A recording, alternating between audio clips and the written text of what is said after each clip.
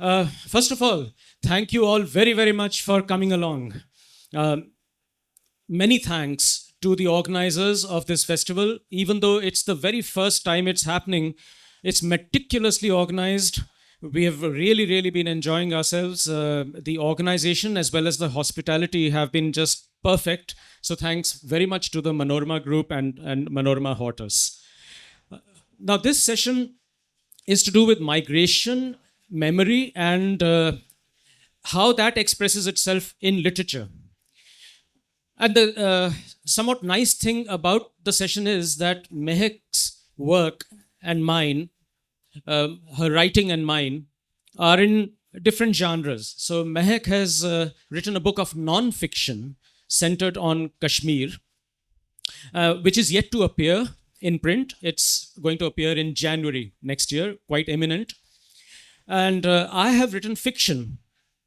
I've written a couple of novels that have been published.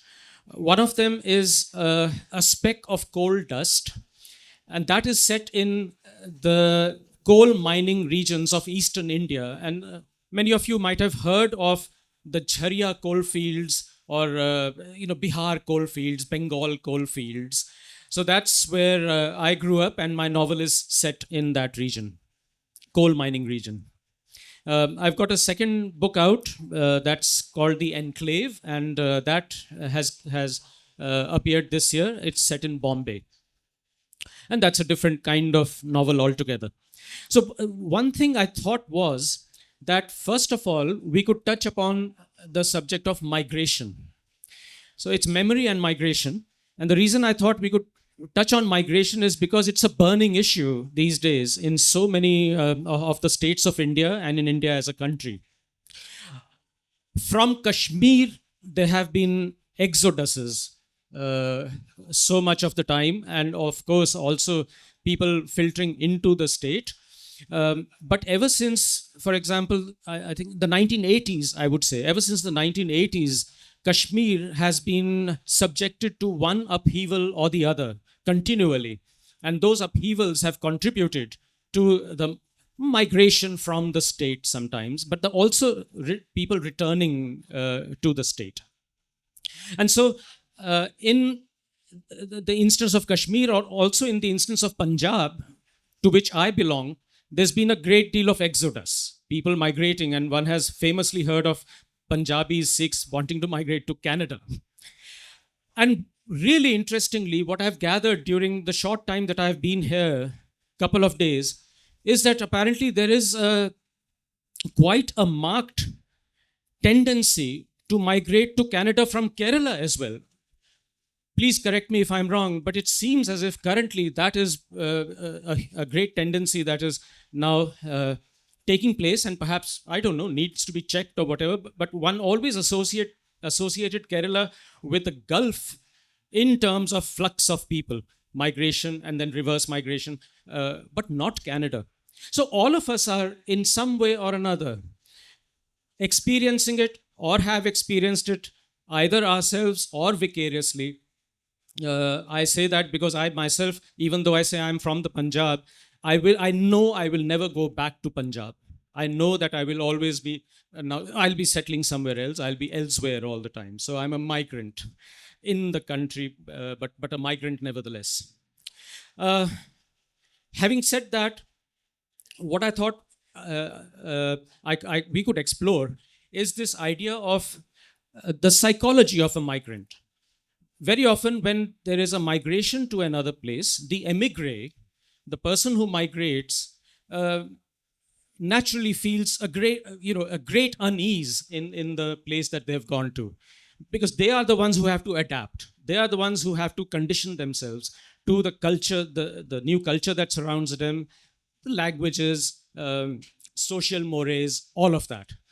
And together with that, there can often be a sense, if you'll agree with me, of inferiority. That the place that one has migrated to is in many ways a superior place, and that is one has migrated. And oneself, one is the inferior commodity over there. So that is classically seen to happen in migration, especially from the middle classes and the lower middle classes, that syndrome takes place. But in the coal fields where I was living, everyone was also a migrant because, at least in the middle classes, because there was coal to be mined in Bihar and Bengal, and you needed professionals for that. You needed engineers, you needed well, all the ancillary services, accountants, managers, you also needed doctors, nurses, all of that. And I remember very vividly that a lot of the doctors, managerial staff, nurses were drawn from states like Kerala. We were all there as migrants. But interestingly, there was a role reversal, a psychology reversal, because in Bihar, in states like southern Bihar and Bengal, the migrants are the ones who used to look down upon the native people. And that's because it was the professionals, let's say the, so to speak, educated people that came over there to supervise things, oversee things, and run the show, as it were. Whereas the natives were largely the laborers, largely the miners, lifters, and so forth.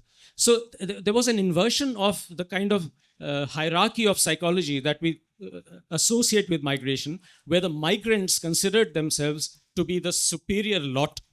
And very often this was bought into by the native people. I mean, in those days, especially the 70s and the 80s, there was a certain naivety about the people of the native people of Bihar, the indigenous people of Bengal, and they could be very easily persuaded that they were inferior in this regard or the other. So, having set that sort of scene, I think I'll quickly move on to particulars, and I'll ask Mehak first to remark upon the idea of migration as related to Kashmir. And in her book, she has explored the stories of certain people. She'll tell you more about her book, but she's compiled a set of stories of Kashmiris who have had to face all sorts of adverse situations and somehow circumvent them, and including dislocation, migration, and their response to that. So, Mehak, would you like to talk about that a bit? Yeah. Thank you, Rohit. And thank you, everyone, for being here today. Can you hear me? Yeah. Um, so, my book is called Lol Kashmir. Lol means love and affection in Kashmiri. And it is a set of stories of love over different periods of unrest in the Kashmir Valley. And it's been taken from real life people. I've interviewed them and collected their life stories and compiled them into a book. And it's chronological. So it starts from the 90s in Kashmir and it goes over to the abrogation of Article 370 in 2019. And the common thread in all of these stories is that they are stories of love and also going through some sort of unrest and conflict in Kashmir in different periods of time.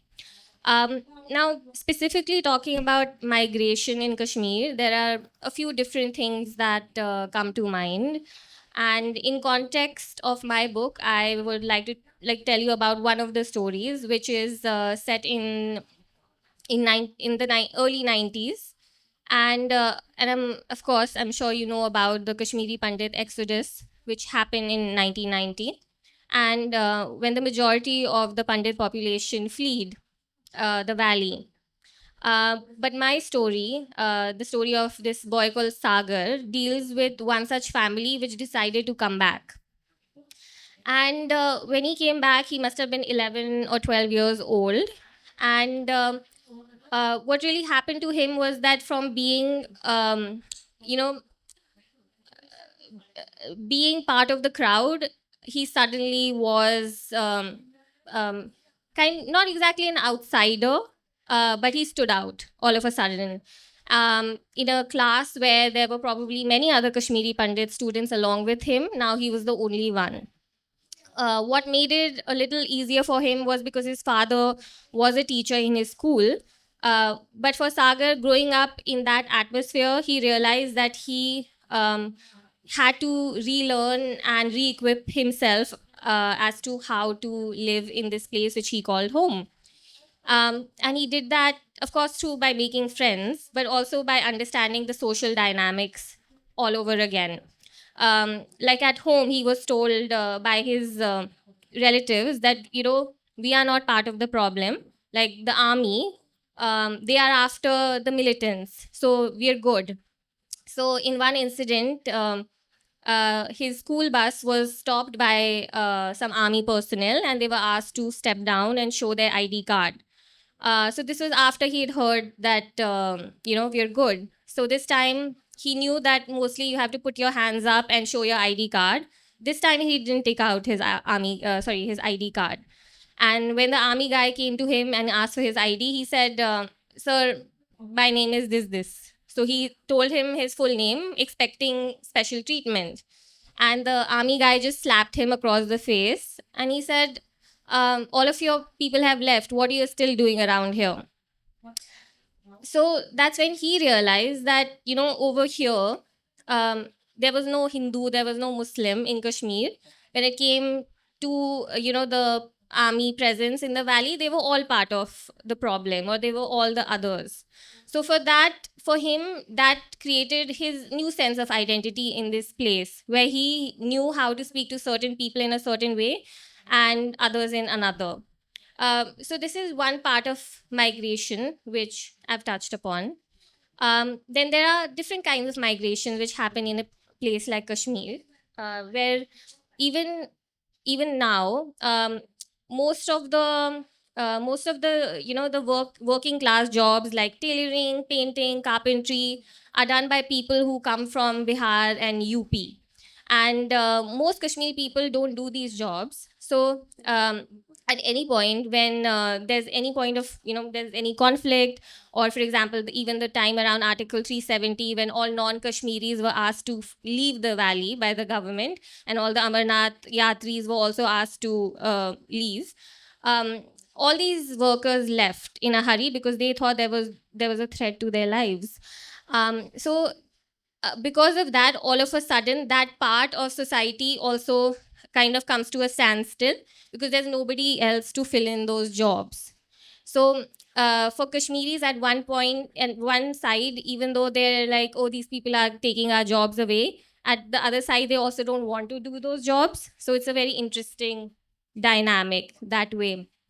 And then thirdly, um, I would say this isn't exactly migration, but because since the 90s, since the militancy took wing in Kashmir, because there's been a heavy deployment of the Indian Army in Kashmir, in Jammu Kashmir, Ladakh, and AFSPA, which is the Armed Forces Special Powers Act, which is over the entire region, which means that it gives the army impunity essentially for doing carrying out many activities in the region. So that is another kind of migration which happens when there's a very high number of army soldiers. I don't remember the exact figure, but there is something. There's a ratio of per civilian to army person in Kashmir, and it's very skewed actually.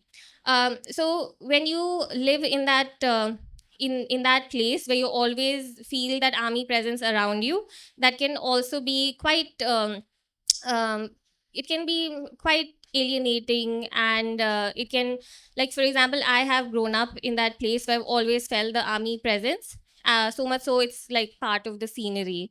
And we don't feel it so much anymore, but if somebody from, like for example, anybody from Kerala comes to Kashmir, they'll immediately see it. They'll be like, why is there so much army and everywhere, and they're all heavily armed also. But for Kashmiris it doesn't always stand out. So I feel like those are the different kinds of migrations which I have noticed myself, being grown up there, being born over there, and in the process of also writing this book, of understanding essentially how living in Kashmir desensitizes us to so many different things which for somebody else might be, really dangerous. Yeah, thank you, Mehak. And that reminds me of a certain point that I think we had talked over a little bit, and that is the impulse for migration and how very different it can be in different regions. Now, for the coal fields where my book is set, A Speck of Coal Dust, as I said, a lot of the migration was of professionals for professional reasons. They could find jobs over there, whether they were engineers or managers or doctors and so forth. And they because they also felt, so almost like overlords about the place. They were comfortable. They were all right in that new locale and in that alien in those alien surroundings. But as I've described in this book, the children of the very same people had a very different experience and outlook. So Vipul, the protagonist of my novel, is 11 or 12 years old. He's grown up in the coal fields. So he isn't somebody who's been brought in from elsewhere into the coal fields. He's grown up over there so far. And he already senses an itch to flee the place, to get away from the coal fields. And the reason for that is not that he's uncomfortable there for any reason at all. In fact, the likes of Vipul, the protagonist, and their families were actually incredibly privileged.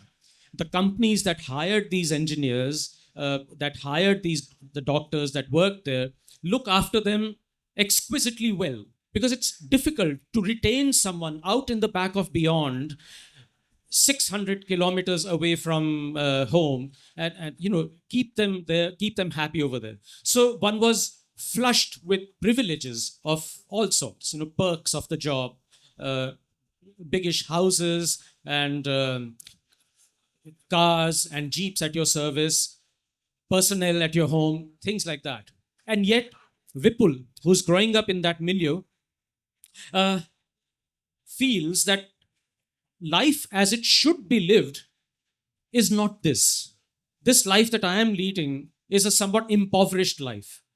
The kind of life that should be lived is the kind that is depicted in the comic books that he reads. And what are the comic books that he reads? They are Laurel and Hardy. They are Richie Rich. I don't know how many of you have come across these comic books, but they were all the rage in the 70s and the 80s. And I know that they're still around the place. And of course, Archie comics, right?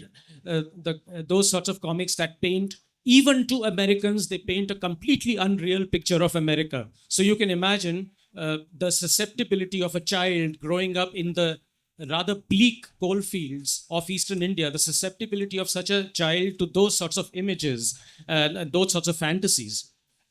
So Vipul grows up believing that, and if I may take a moment, the scenery of the coal fields is also very singular.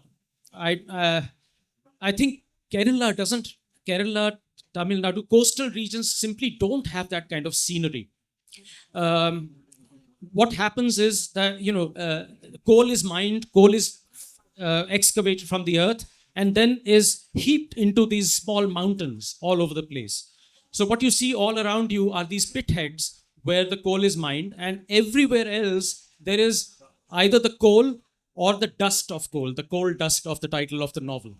And the scenery can be very bleak because it's all gray, black, shades of silver here and there, but that spectrum. And nothing to relieve the scenery by way of, let's say, beauty, nothing to break up the scenery by way of towering mountains of Kashmir, snow-capped peaks, and things like that, which could perhaps make you think, oh, well, not such a bad place to be in, even if I'm not living out a fantasy life. But in the coal fields, then, this character growing up wishes to be elsewhere all the time. And that, what I call that is psychological migration, that you've already migrated yourself to somewhere else. You already feel you belong somewhere else, although you're living in one place. And when that sort of thing rises in pitch, when that goes up a few notches, then you actually actively seek to migrate. And perhaps that is what is happening here with people who have certain visions of Canada in their mind, certain rosy visions, romantic visions of Canada in their mind, maybe not at such a level of fantasy, but the place that one wishes to go to, always, of course, the grass is greener on that side and things like that. So here in my novel, Vipul is dreaming of being elsewhere, even in India. Bombay is a place of glamour, for example. The cities of India are a place of glamour, are a place of razzmatazz. And which child wouldn't like to be part of that scenery rather than part of this coalfield scenery? So Vipul and his friends, their minds are half of the time elsewhere, fantasizing, wishing that they could get away. But then there is this other character that I've explored in the novel, who is a Swami, who is a Swami of yoga. And he's only about Vipul's age. He's only perhaps a few years older than Vipul, so maybe 14 or 15 years old, just a boy.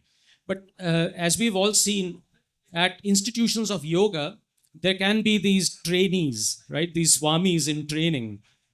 And these Swamis used to conduct camps all around the place in order to spread the word of yoga, and also, just to get people to lead a fitter life, that sort of thing. So these Swamis keep visiting this coal settlement where Vipul lives, and some of them are these elderly Swamis, but there is also this very young one, just 14 or 15 years old, who starts to teach the kids in the coal settlement. It's called Khajuri, for what it's worth. And because he's younger, the children can speak more freely to him, and he can speak more freely to the children. And one day he asked Vipul, why are you learning yoga? What is your reason for being in this camp that we've set up? And Vipul says, I just want to gain height. And the Swami says, I see. Now, I think we all know that height is a national obsession with us. What sort of height we reach by the time we are 10, what sort of height we reach by the time we are 15, and what sort of height we saturate at by the time we are 20, that's a matter of great bedevilment in our minds. So, and it still happens, but in those days it was exacerbated that people, parents, for example, school teachers, would keep remarking on your height. And sometimes, of course, in completely disparaging ways. Okay, why are you not growing up? As if it was a matter of will that one was keeping oneself short. Why are you not growing taller? So the Swami, this boy Swami, completely understands Vipul's impulse, Vipul's desire to grow tall. So he says, fine, I will teach you some height increasing asanas on one condition. And Vipul says, what? By this time, the Swami has got to know that Vipul has this stash of comic books, be it, the Archies or the Tarzans and things like that. So he asked Vipul, how tall do you wish to be? And Vipul says, as tall as Tarzan. And the Swami says, oh, so you have those comic books? Vipul says, yes, I do have them as well. So the Swami says, all right, I'll teach you those asanas with which you can increase your height, but later on, towards the end of the program, and on the condition that I can buy some of your, I can borrow some of your comic books. And cutting a long story short, Vipul lends his comic books to the Swami in the hope that, of course, those asanas will be taught to him. And the Swami turns out to be a voracious reader of them. So here is a poor little boy, as one might then see him as a reader, who is trapped by his own circumstances. He is also desperate to leave his circumstances. The only avenue for him is the comic books that he borrows from Vipul. He is subjected to a rather stringent regime in his yoga camp. This boy, having to clean the floors in the morning, help with the cooking, and then also teach yoga to the kids. It's a tough life for him. And his escape is again through those comic books. And the way this plays out is, I will leave that to you to read about, whether or not he gets to teach Vipul those asanas and whether Vipul actually grows tall. But here is, this is why I call this psychological migration, where people have this great dream, this great urge, this irresistible desire to be elsewhere. And psychologically, they are ill adapted to their immediate surroundings, festering at their immediate surroundings. That eventually, I think, leads to all sorts of distortions and leads eventually to emigration and all the consequences of that. So I'll maybe turn this over to Mehak and ask her to remark on what I noticed in her book as psychological migration. And what I noticed was, Mehak's, she touched upon the ways in which love can be expressed in a state that is curfew bound most of the time, is in upheaval most of the time. How do you even get to meet the one you love? Even that is an expedition, and that one needs to undertake, surmounting all kinds of obstacles.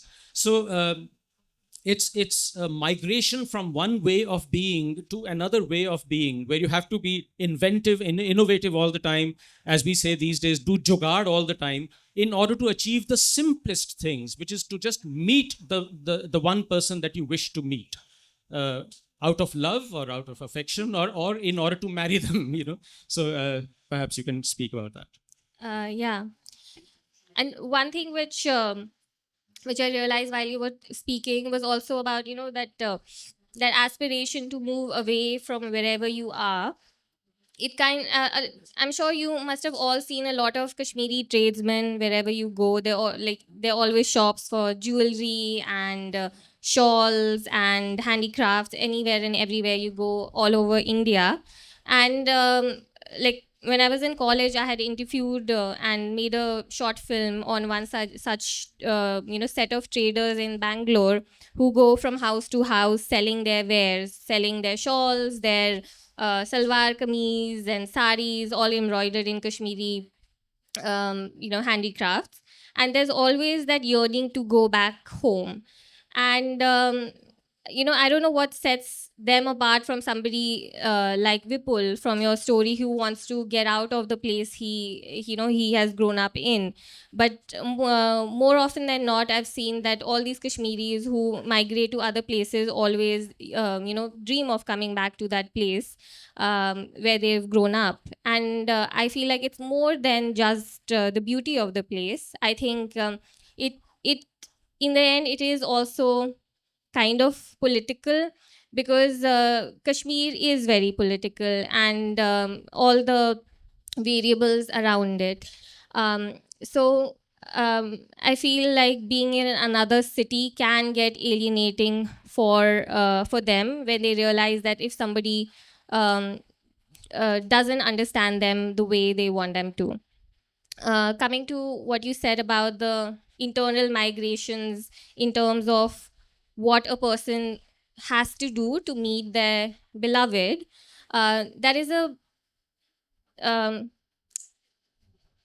a big area of what my book touches upon, because it goes over time. There have been many instances in Kashmir since the 90s and over the 2000s, when there have been periods of civil unrest.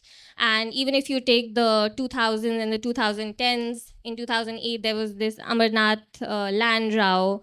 Then 2010, there was a fake encounter which led to a whole summer of unrest when there was curfew and lockdown. I was in school around that time, and I couldn't go to school because we had hartals almost every other day. So the stories that I've collected are from people over these periods of time where they have wanted to reach out to their beloved, and it can be a lover, it can be a friend, it can even be a parent.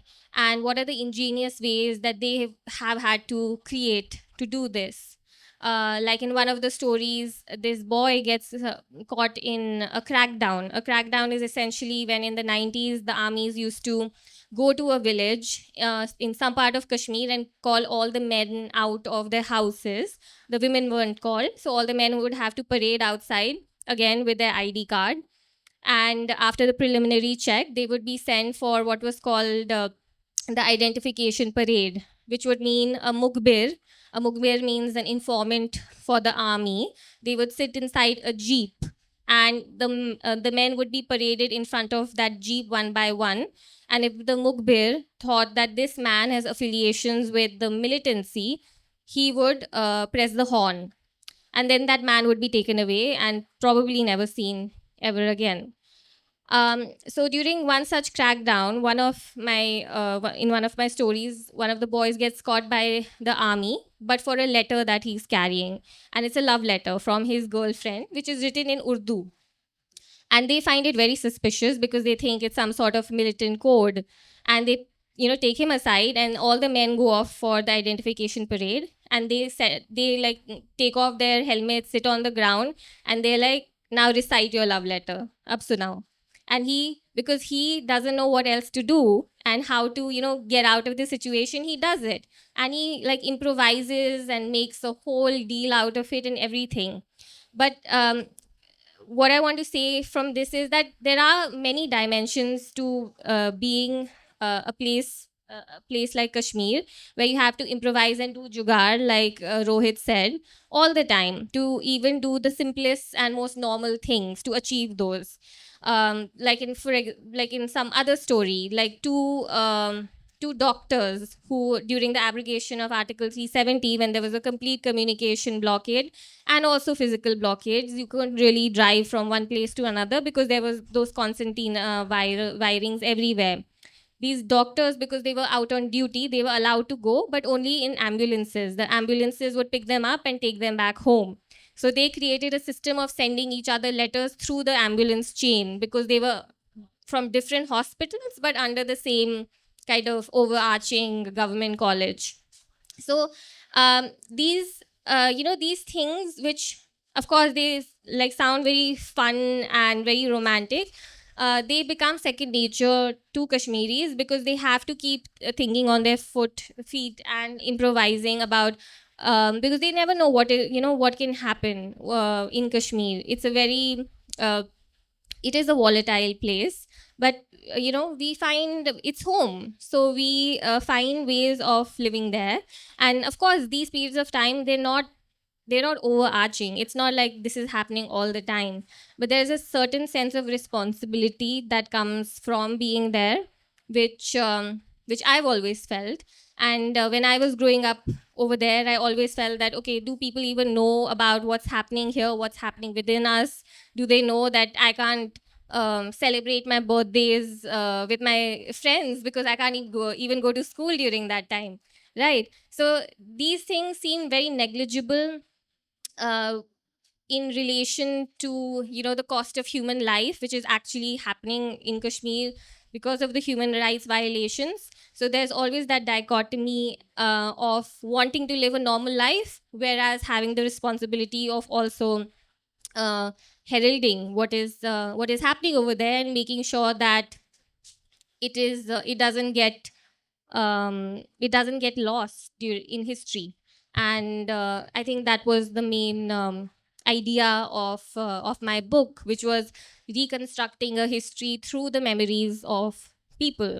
And memory is, of course, the second topic which we wanted to touch upon in this talk. So, before I speak about it, maybe you can. All right. We don't have that much time anymore. Memory was the second keyword in the title. And of course, it's plain and simple. If I say, I suspect everyone will agree that the part that memory plays in the mind of the immigrant is disproportionately large part in deciding whether they will stay a migrant or whether they'll get back to where they belong, to their roots.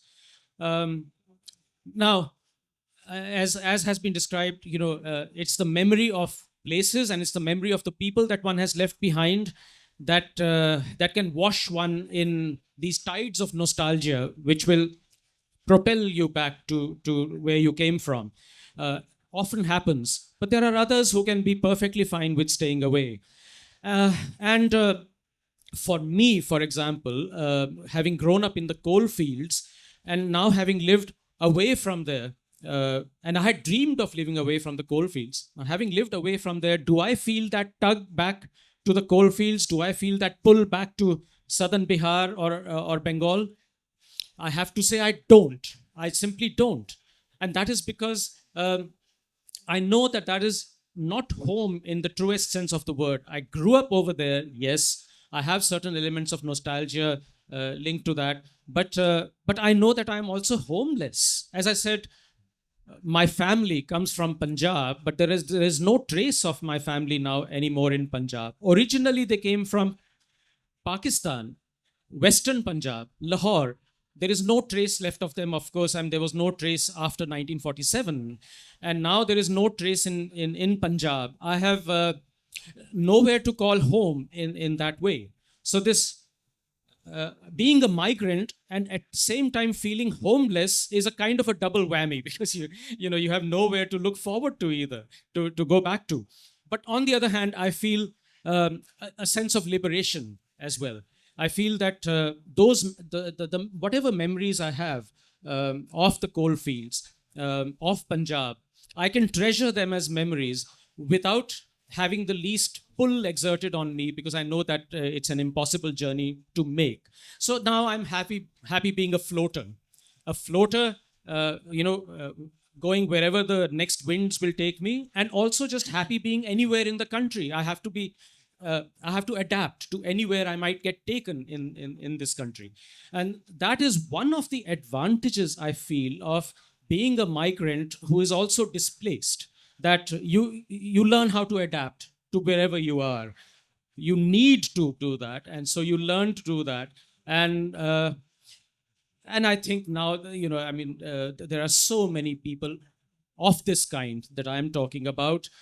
My lot is a whole lot better. My conditions are a whole lot better than so many people that of late have been displaced from here and there and elsewhere with all these wars going on, the refugees from those war-torn zones, what's going on in Palestine or what's going on in Burma, the strife-ridden regions of our own country.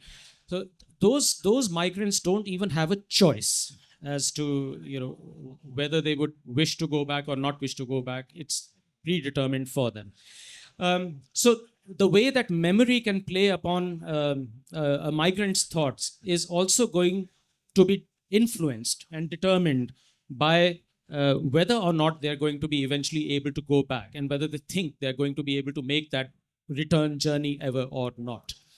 So I think I'll bring our conversation now to a close. I'm being prompted to do that. And if there are questions, we'd be very happy to have them from you. Thank you. I have a question to each one of you regarding migration. My first question to Mehak, a Kashmiri writer.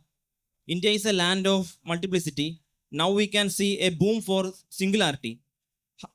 Have you ever thought of, in distant future, and another sort of migration, just like during the time of partition happened? Next question to Rohit sir. Nowadays, many of our youths are migrating, especially from Kerala. In distant future, can you visualize especially from Kerala, many youths are migrating. As again, now in distant future, can you visualize that there is a land of voiceless homes and lifeless houses may happen? Thank you for the question. I can't really comment much on the partition with respect to Kashmir, really, because Kashmir during the independence of India acceded to India through the instrument of accession, because there were princely states in all of India, and they had to choose between India and Pakistan, right? And the Maharaja of Kashmir, Jammu and Kashmir, was Maharaja Hari Singh, who was a Hindu ruler of a majority, not a majority Muslim state, but had a very big majority of Muslims. And he didn't want to side with Pakistan, but neither did he want to go to India. But it was because there were these militia from Afghanistan and Pakistan which attacked certain parts of Jammu and Kashmir that he had to ask for help from India. And in return for the help, they acceded to India with the promise that at some point the people of Kashmir will be given a fair vote or a plebiscite to choose who they want to go with, which basically still hasn't happened, and which is the core and basis of the Kashmir conflict. In terms of migration, like partition, I really can't comment on that. But I feel like there is a huge history to how Kashmir became a part of India. And also there are different Kashmirs which are not a part of India, which the Indian government refers to as Pakistan or Pakistan occupied Kashmir. So there are many families which have been lost across that LOC, because and they have migrated and haven't been able to meet each other for years. Some have because a bus was started many years ago. So those migrations keep happening even till now. But a lot of those families haven't been able to be reunited for a really long time. So if at all, I feel like that kind of migration between those regions can happen again. Yeah. Yeah, thank you for your question. And I love that phrase that you use, voiceless homes and lifeless houses. Absolutely. Now, I'm afraid I'm not qualified to say whether that might happen in Kerala, because I know that I've been told by others that there is this trend that is building up. But who knows that there may be again a return of the native in later years. But to be sure, to be absolutely sure, that has happened in Punjab, the state that I am a little more familiar with, where these empty houses, forlorn houses, stand in testimony to the fact that generations together have migrated, left behind, of course, the oldest people who have then died away. There are these abandoned houses, abandoned farms all over the place. And I think very many of you are also probably acquainted with the fact that there's been terrific drug problem in Punjab over the last dozen years or so. Absolutely horrendous. And that has also decimated homes and decimated families. So the drug troubles and then the urge to migrate, it has made ghost villages out of villages that were actually at one time the heart and soul of the Green Revolution. I think many of us will recall a time when Punjab used to be hailed as the granary of the nation, Punjab and Haryana. That's where the Green Revolution took place for India, the agricultural revolution. All of that has now become hollowed out. So much of it has been hollowed out, partly because of people just fleeing the state for one reason or another. Now, I very, very much hope that in Kerala that doesn't happen, at least over a long range of time. And I am given hope by the fact you mentioned that I come from an IIT. I work at an IIT, and in the IIT in Bombay, I run a lab. I have a science lab, and very many students that have come to my lab, in fact, the majority of them have come from Kerala. Master's students, PhD students, doing their projects in my laboratory. And I have found in all instances of these students that the urge to get back to Kerala has been the strongest. Not even after a PhD from an IIT, when it is quite feasible to go overseas for what are called better prospects. They have foregone that option. They've come back to Kerala, and invariably, when I've asked them about their reasons for doing so in casual conversation, they've always said that they love their state too much. They love the nature here. They love the way society is ordered.